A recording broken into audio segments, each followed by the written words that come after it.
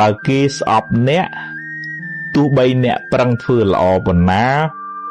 ក៏គេរកកន្លែងទើសអ្នកតលតែបានគប់ចិត្តមនុស្សគ្រប់គ្នាមិនបានទេប្រឹងធ្វើឲ្យអស់ពីចិត្តពីថ្លើមទៅបើគេមិនពេញចិត្តជារឿងរបស់គេសូមកុំចំណាយខួរក្បាលនិងពេលវេលា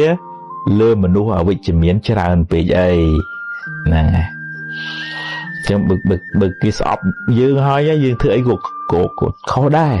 គេរកកន្លែងដូចថាចាប់ចំណុចយើងទៅអបានហ្នឹងចឹងយើងធ្វើតាកិច្ចការងារណាដែលវាមានប្រយោជន៍